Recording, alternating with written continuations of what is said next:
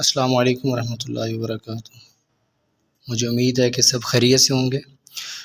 हमारी lecture series चल रही थी कि C++ की, उसको कंटिन्यू करते हुए आज हमारा लेक्चर नंबर 3 है। हमने आज देखना है कि how to develop C++ program. मैं लेक्चर स्टार्ट करने से पहले अगर आप मेरे चैनल पे न्यू हैं तो आपसे इसको सब्सक्राइब कर दें और कमेंट भी कर दें, शेयर भी करें, ताकि हर न्यू आने वाली वीडियो आपके पास उसका नोटिफिकेशन आता रहे। लेक्चर स्टार्ट करते हैं। सबसे पहले आपको ये पता होना चाहिए कि हमारा जो C++ प्रोग्राम है वो डेवलप कैसे होता है।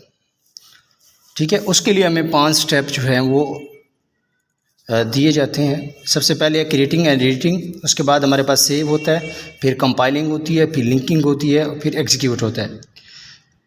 जब भी आप C लैंग्वेज हो, C++ हो, कोई भी लैंग्वेज हो, उससे पहले आप क्या करेंगे, ये 5 स्टेप आपको लाजमी आपको पता हो, ताकि आपको वो प्रोग्राम पूरा एग्जीक्यूट करने का तरीका, यानी आपको पता हो कि फ़ाइल्स कैसी बनती हैं और कौन कौन सी कैसे फ़ाइल बनती हैं। तो सबसे पहले हम इस फाइल पे पढ़ते हैं कि हमारे पास क्रिएटिंग और एडिटिंग क्या होता है। पहला स्टेप हमारा क्रिएटिंग और एडिटिंग होता है। क्रिएटिंग और एडिटिंग में हमारे पास सबसे पहला स्टेप है और इसको हमने देखना है। देखिए, हम जब भी प्रोग्राम शुरू करते हैं तो हमारे लिए हमारे पास एक कंपाइलर होता है, एक सॉफ्टवेयर होता है जिसको हम टर्बो कहते हैं। ठीक है, टर्बो C++ हो, हमारे पास डेव हो, ठीक है, हमारे पास कुछ भी हो, कोई भी ट्रांसलेटर हो, उसके ऊपर सबसे पहले हमारे पास मेन्यू बार होता है। मेन्यू बार मतलब ऊपर लिखा होता है जहाँ पे फाइल होती है आपकी, ठीक है, जहाँ पे व्यू लिखा होता है, जहाँ पे डीबग लिखा होता है, ये सारी फाइल्स जो हैं वहाँ पे मौजूद होती हैं। तो सबसे पहले हम देखते हैं क्रिएटिंग एंड एडिटिंग। उस मेन्यू बार के ऊपर आप क्या करेंगे, क्लिक करेंगे, आपको फाइल का ऑप्शन मिलेगा, फाइल के ऊपर क्लिक करेंगे, आपके पास न्यू का ऑप्शन होगा, न्यू पे जैसे क्लिक करेंगे आपको प्रोजेक्ट का ऑप्शन मिलेगा, प्रोजेक्ट के ऊपर आप क्लिक करेंगे तो आपके पास एक बॉक्स सा खुल जाएगा। जैसे खुलेगा उसके ऊपर आपके पास कंसोल एप्लीकेशन का एक ऑप्शन मिलेगा, उस पर क्लिक करना है। फिर उसके नीचे आपको C या C++ का एक ऑप्शन मिलेगा, आपने कौन सा प्रोग्राम करना है, C का या C++ का, फिर आपने उस पर क्लिक करना है और उसको ओके कर देना है। जैसे ओके करेंगे आपके पास एक ब्लैंक पेज आ जाएगा। उस पेज के ऊपर आपने क्या करना है, अपना प्रोग्राम लिखना है। अब लिखना क्या है वो अभी आपने को मैंने नहीं बताया, वो बाद में लिखेंगे।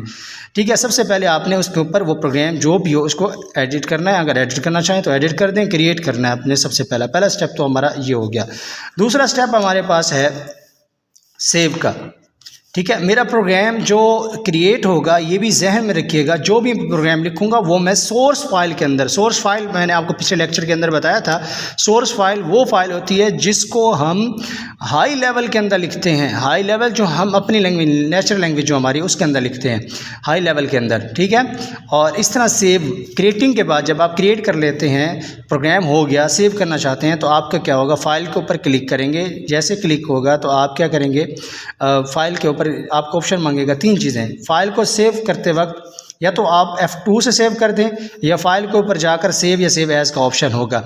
अब सेव जब करते हैं तो उसके लिए आपने 3 चीज़ें आपसे मांगता है। एक मांगता है कि आपको लोकेशन, भैया आपने कहाँ सेव करना है।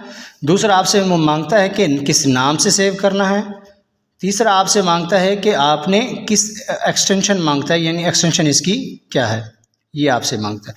देखिए, लोकेशन पहले आपने दे दी, अगर लोकेशन भी इस फाइल के अंदर डेस्कटॉप के ऊपर सेव करना है, जहाँ भी सेव करना है अगर आप दे दें तो ठीक है, नहीं तो आपका क्या करेगा, अगर आप टर्बो के अंदर फाइल कर रहे हैं तो लोकेशन में क्या होता है कि आपसे C ड्राइव के अंदर टर्बो C के नाम से डेव C++ बिन फाइल के अंदर ये सेव होगा, यानी आपका C ड्राइव के अंदर टर्बो C के नाम से बिन फाइल में ये आपका प्रोग्राम पड़ा होगा। अगर नाम दे दें फाइल का तो ठीक है, अगर नहीं देते, भूल जाते हैं तो फिर क्या होगा, नेम 00 के नाम से ये बिन फाइल के अंदर 0 के नाम से पड़ा होगा।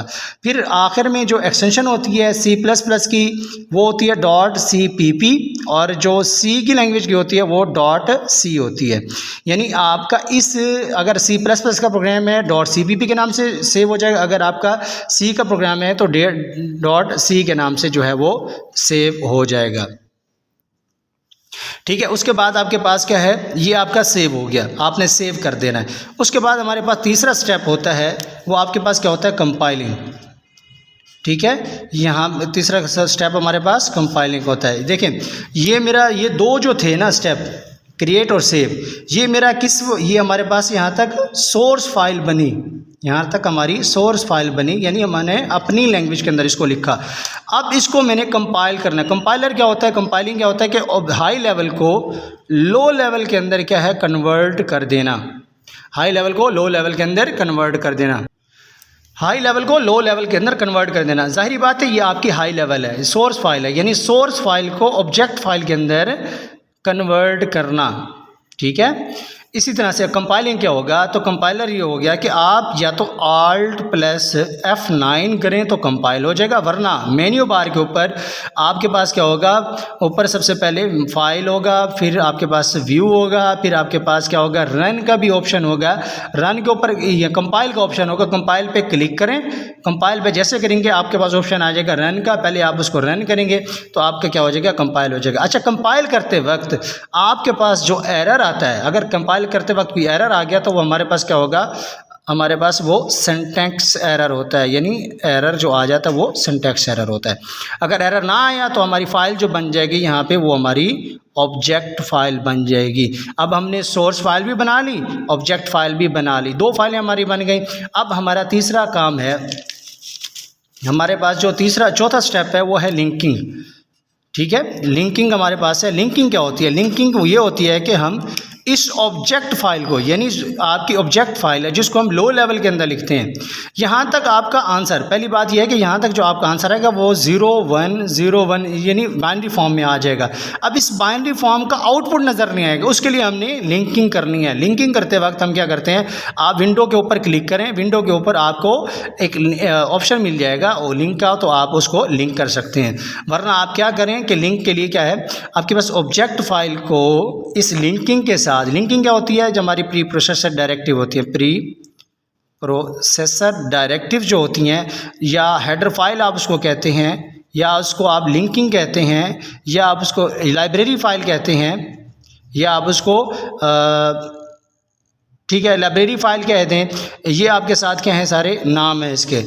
इस ऑब्जेक्ट फाइल को इसके साथ लिंक कर देना, ये आपकी क्या कहलाएगी, लिंकिंग कहलाएगी। यानी ऑब्जेक्ट फाइल क्या होती है, इसके साथ लिंक करेंगे, लिंकिंग के साथ तो वो क्या बन गई, ऑब्जेक्ट फाइल बन गई। अब जब लिंक कर लिया तो हमारी जो फाइल बनेगी वो .exe फाइल बन गई। अब हमारे पास कितनी, 3 फाइलें बन गई हैं, एक .cpp के नाम से या .c के नाम से, दूसरी क्या बनेगी हमारी ऑब्जेक्ट फाइल, और तीसरी हमारे पास .exe फाइल, और लास्ट वाला हमारा स्टेप है एग्जीक्यूट, और हमारा कौन सा एग्जीक्यूट का, या जिसको हम क्या कहते हैं, लोड कहते हैं।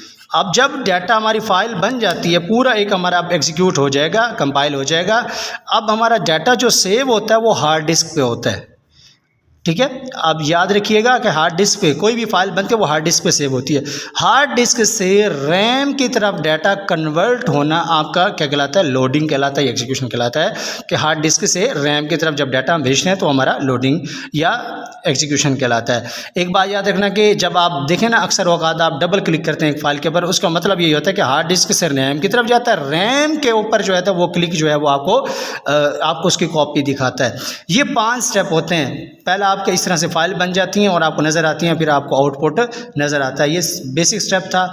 इंशाल्लाह आगे भी इसके लेक्चर जो है, अगला जो लेक्चर होगा हमारा स्ट्रक्चर का होगा, ठीक है। आपने जितना, अगर इसके अंदर कोई आपको समझ ना आए तो मुझसे क्वेश्चन ज़रूर पूछिएगा ताकि मैं उसको आपको जवाब दे सकूँ। मिलते हैं नेक्स्ट लेक्चर के अंदर।